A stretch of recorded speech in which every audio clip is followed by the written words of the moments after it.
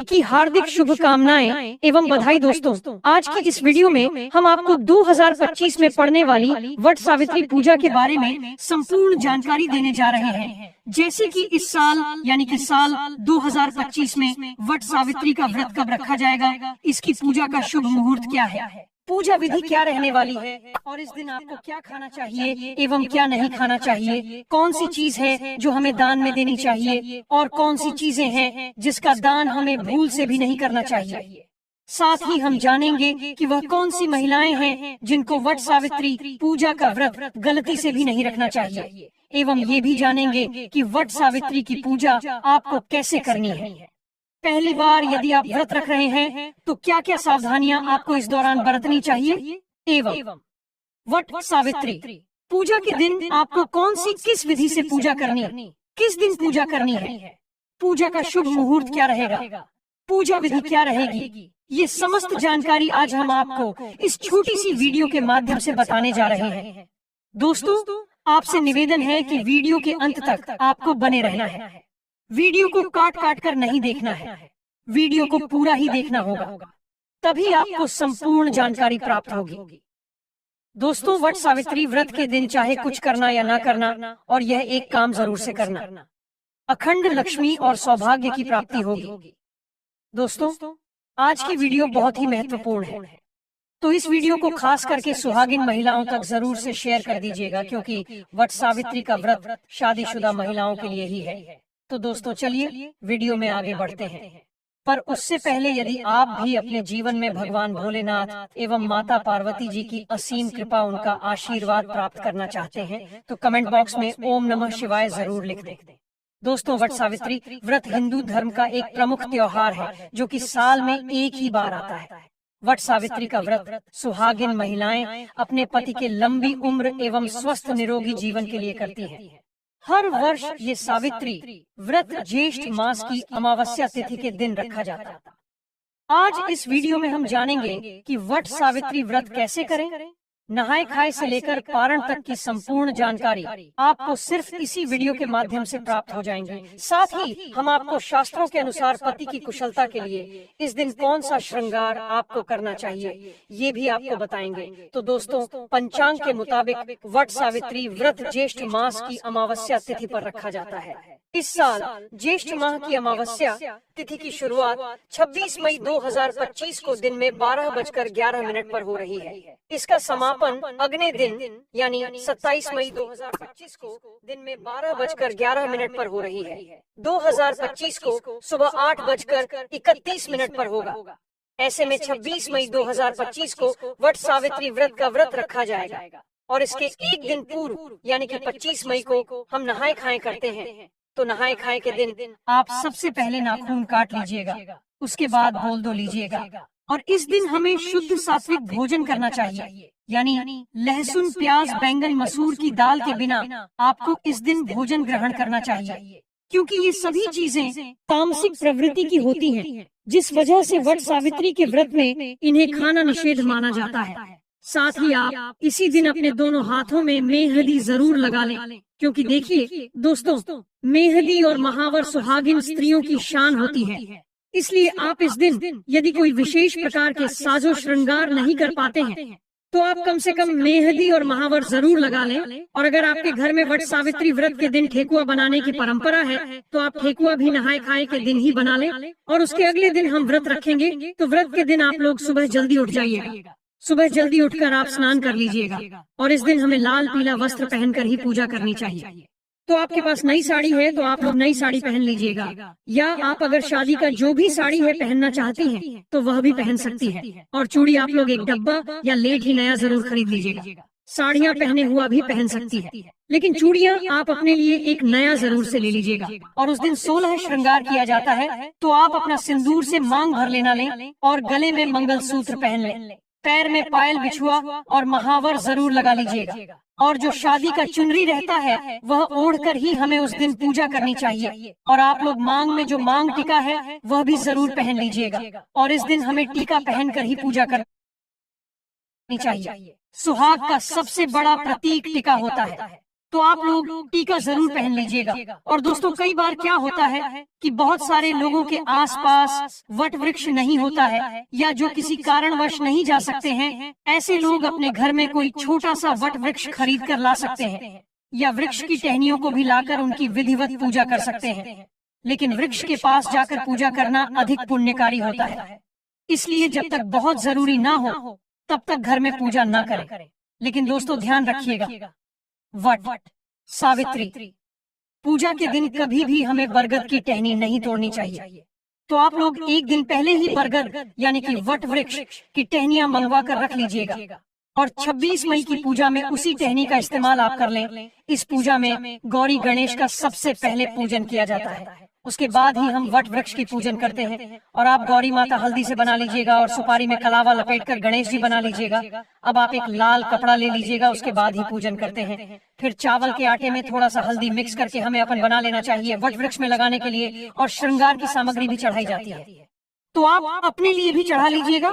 और कुछ श्रृंगार की सामग्री हमें दान भी करनी चाहिए। और इस दिन जो भी सीजन फल है वही प्रसाद में चढ़ाया जाता है, जैसे कि तरबूज, खरबूज, पपीता, अंगूर, आम, जो कुछ भी आपके उधर मौसमी फल अभी उपलब्ध हो, उस फल को आप जरूर चढ़ाएं। और फिर वट वृक्ष को आपको हवा जरूर करना है, यानी कि आप बांस से निर्मित पंखे से वट वृक्ष जी को हवा जरूर कर दें। एक पंखा से आप अपने पति को हवा करती हैं और दूसरा पंखा दान किया जाता है, तो 2 पंखे की जरूरत होती है। और पूजा पाठ करने के बाद हम परिक्रमा करते हैं।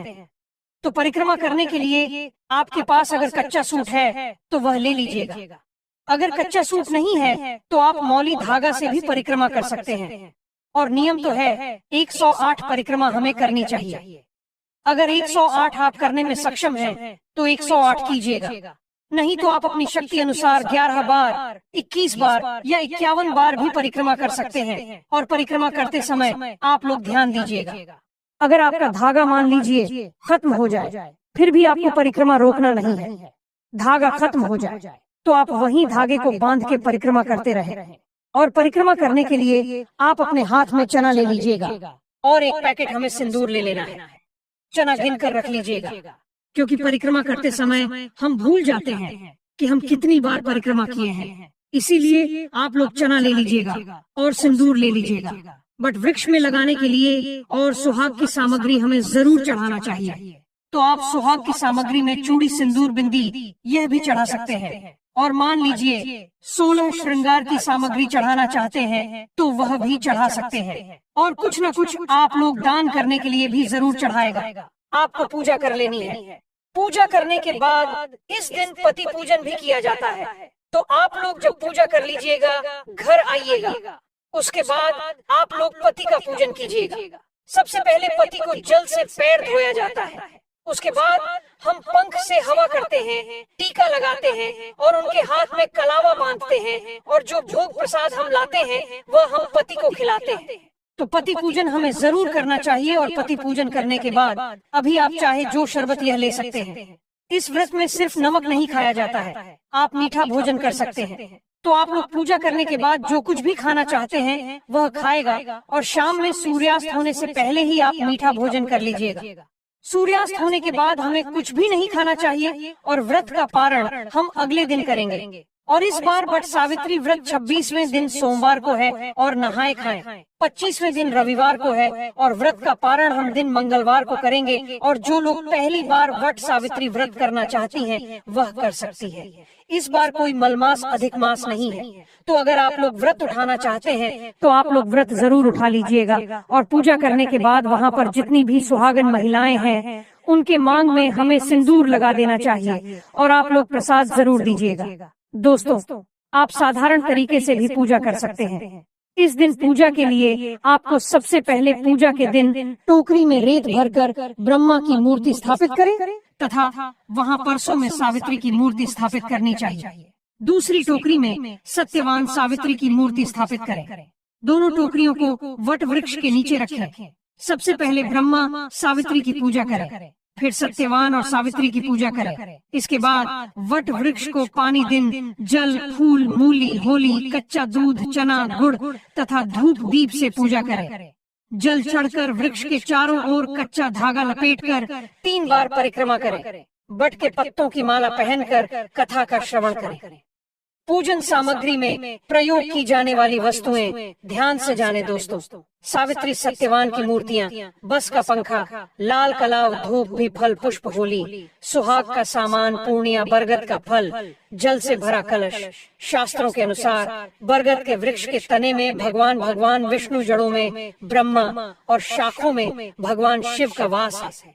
इस वृक्ष में कई सारी शाखाएं नीचे की ओर रहती हैं, जिन्हें देवी सावित्री का रूप माना जाता है। इसलिए मानता है कि इस वृक्ष की पूजा करने से भगवान का आशीर्वाद प्राप्त होता है और मनोकामनाएं पूरी होती हैं। संतान प्राप्ति के लिए इस वृक्ष की पूजा करना लाभकारी माना जाता है। मानता है कि ज्येष्ठ मास की अमावस्या तिथि के दिन वट वृक्ष की छांव में देवी सावित्री ने अपने पति की पूर्ण जीवित किया था। वृक्ष की पूजा की जाने लगी। हिंदू धर्म में जिस तरह से पीपल के वृक्ष को भगवान विष्णु का प्रतीक माना जाता है, इस तरह बरगद के पेड़ को भगवान शिव का प्रतीक माना जाता है। मानता है कि तीर्थंकर रश्मिताव नहीं, अक्षय वट के नीचे तपस्या की थी। इस स्थान को प्रयाग में रक्त देव तपस्थली नाम से भी जाना जाता है। दोस्तों, इस दिन कौन सी गलतियां भूलकर नहीं करनी चाहिए, ले जानते हैं। बट सावित्री के व्रत में ऐसी कौन सी 3 चीज हैं जिसे सावित्री माता को नहीं चढ़ाना चाहिए तथा पूजा में इन चीजों को शामिल नहीं करना चाहिए, नहीं तो आपका व्रत टूट जाएगा और आपको पाप लग जाएगा। दोस्तों, यह व्रत महाराष्ट्र, यूपी, बिहार और झारखंड में इस पर्व की अहमियत बहुत ज्यादा है। यहाँ तक कि विदेश में रहने वाली महिलाएं भी अपने पति के लिए वट सावित्री व्रत अवश्य रखनी है। दोस्तों, आगे बढ़ने से पहले सच्चे दिल से कमेंट बॉक्स में अवश्य लिखें, जय माता सावित्री।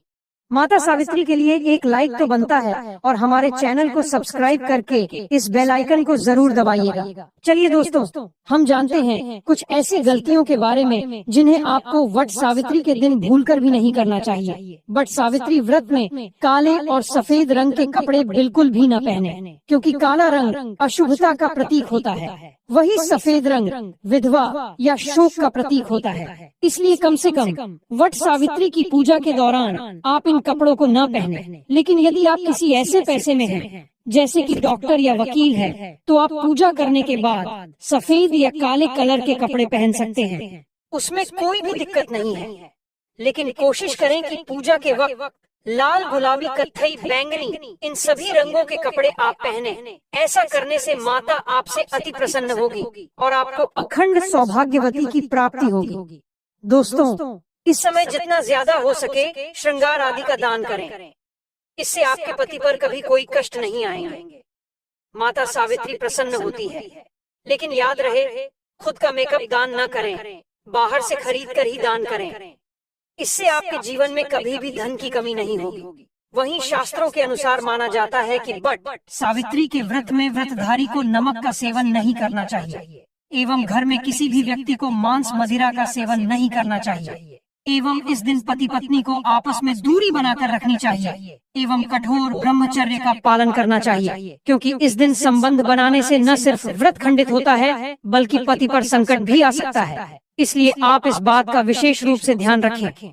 इसके अलावा वट सावित्री के दिन सुहागिन महिलाओं को दिन के वक्त नहीं सोना चाहिए, क्योंकि शास्त्रों में ऐसा बताया गया है कि किसी भी व्रत को करने के बाद दिन के समय सोने से वह व्रत खंडित हो जाता है। इसलिए आप दिन के वक्त बिल्कुल भी ना सोए। साथ ही वट सावित्री के दिन आप सुबह सूर्योदय से पहले उठ जाएं एवं नित्य कर्मों से निवृत्त होने के बाद भगवान श्री सूर्य नारायण को एक लोटे जल में लाल पुष्प और रोरी डालकर जरूर अर्पित कर दें। इससे आपको भगवान श्री सूर्य नारायण जी की विशेष कृपा प्राप्त होगी। वही दोस्तों, अगली गलती जो आजकल की नवविवाहित महिलाएं करती हैं, वह है मांग में काम सिंदूर लगाना। दोस्तों, हमारे हिंदू धार्मिक ग्रंथों में सिंदूर को पति की लंबी आयु का प्रतीक माना जाता है। ऐसा कहा जाता है, जिस भी महिला की मांग में सिंदूर पूरी तरीके से भरा हुआ होता है, थोड़ा लंबा होता है, उस महिला का पति दीर्घायु होता है। लेकिन आजकल की महिलाएं फैशन के चलते मांग में बस थोड़ा सा सिंदूर लगाती हैं। लेकिन आपको कम से कम वट सावित्री वाले दिन नाक से होकर पूरी मांग में सिंदूर लगा लेना है। शास्त्रों में वट सावित्री व्रत को अत्यंत शुभ और फलदायी व्रत माना गया है। यह व्रत सुहागिन महिलाओं द्वारा अपने पति की लंबी आयु, सुख और समृद्धि की कामना के लिए किया जाता है। इस दिन मांग में सिंदूर भरना बहुत महत्वपूर्ण होता है। कहा जाता है कि इस दिन यदि महिलाएं अपनी मांग में थोड़ा लंबा सिंदूर भरें, तो इससे उनके पति की आयु बढ़ती है और माता सावित्री प्रसन्न होती है। जब महिला की मांग में सिंदूर सुशोभित होता है, तो वह सौभाग्यवती स्वरूप मानी जाती है। खासकर वट सावित्री और करवा चौथ जैसे व्रतों में सिंदूर को विशेष स्थान प्राप्त है। यदि कोई महिला जानबूझकर या अज्ञानता में मांग में सिंदूर कम भरती है या इस पर ध्यान नहीं देती, तो यह व्रत की पूर्णता में बाधा बन सकता है। इसलिए मांग में सिंदूर जितना अधिक और सुसज्जित रूप से भरा जाएगा, उतना ही यह शुभ फलदायक रहेगा। वट सावित्री के दिन माता सावित्री को लाल फूल अर्पित करने का विशेष महत्व है। लाल फूल प्रेम, श्रद्धा और भक्ति का प्रतीक होता है। जब महिला सच्चे भाव से लाल फूल अर्पित करती है, तो इससे उसके जीवन में प्रेम, सामंजस्य और समृद्धि बनी रहती है। माता सावित्री को लाल रंग अत्यंत प्रिय है और यह उन्हें प्रसन्न करता है। इस दिन घर में मीठे पकवान अवश्य बनाए जाने चाहिए और उन्हें पहले माता को भोग लगाकर फिर प्रसाद रूप में ग्रहण करना चाहिए। यह परंपरा न केवल धार्मिक आस्था का प्रतीक है, बल्कि घर में सकारात्मक ऊर्जा और सुख समृद्धि का प्रवेश भी कराती है। आज के समय में कई महिलाएं वट सावित्री के दिन इसे एक सामान्य व्रत समझकर ब्यूटी पार्लर चली जाती हैं और बाल कटवा लेती हैं। यह बहुत बड़ी भूल मानी जाती है। शास्त्रों में इसे घोर पाप कहा गया है। बाल कटवाने से माता सावित्री रुष्ट हो जाती हैं और इससे पति के जीवन पर संकट आ सकता है। करवा चौथ और वट सावित्री जैसे व्रतों में बालों को कटवाना अशुभ माना गया है।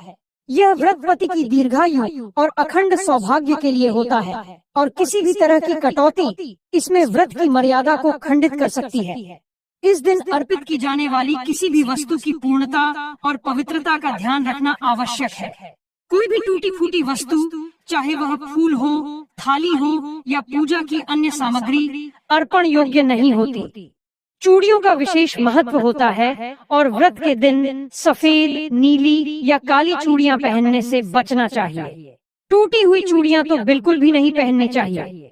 मंगल सूत्र सुहाग का प्रतीक है, इसलिए वट सावित्री के दिन इसे गले में अवश्य धारण करना चाहिए।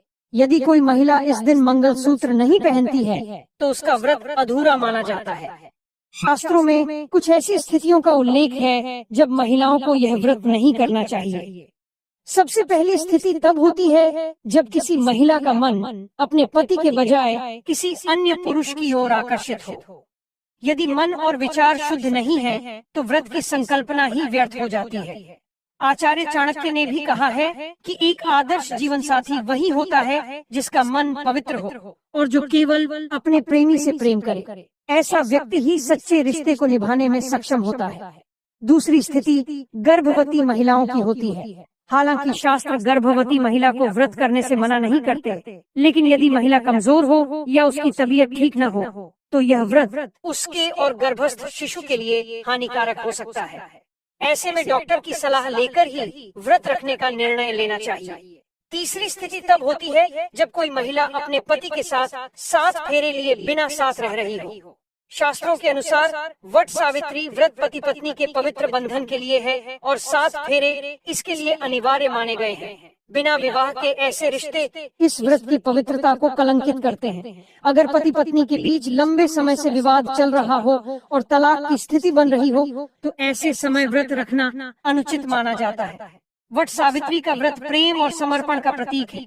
यदि जीवन में नफरत, दूरी और तनाव ही रह गया है, तो पहले आपसी रिश्तों को सुधारें और फिर व्रत का संकल्प लें। यह व्रत हृदय की शुद्धता और निष्ठा की मांग करता है। व्रत के दिन सुहाग की किसी भी सामग्री को किसी अन्य महिला को पहनने के लिए देना अशुभ माना जाता है। आजकल महिलाएं अक्सर एक दूसरे के गहने पहन लेती हैं, लेकिन इस दिन अपनी चूड़ियां, बिछुए, मंगलसूत्र, सिंदूर जैसी चीजें किसी और को देना वर्जित है। इससे पति के जीवन पर संकट आ सकता है। व्रत के दौरान ब्रह्मचर्य का पालन करें, सात्विक भोजन करें और फलाहार करें। भूलकर भी प्याज, लहसुन या तामसिक भोजन का सेवन न करें, क्योंकि यह व्रत की पवित्रता को खंडित करता है। यदि आपने इस व्रत को सही विधि से किया, नियमों का पालन किया और माता सावित्री की सच्चे मन से पूजा की, तो निश्चित रूप से माता का आशीर्वाद आपके पति और परिवार पर बना रहेगा। यह व्रत केवल पूजा पाठ नहीं, बल्कि एक सच्चे रिश्ते की परीक्षा है। यदि आपको यह जानकारी उपयोगी लगी हो, तो इसे दूसरों के साथ अवश्य साझा करें, ताकि हर महिला इस व्रत को पूरी श्रद्धा और विधि से कर सके और उसे अखंड सौभाग्य का वरदान प्राप्त हो सके।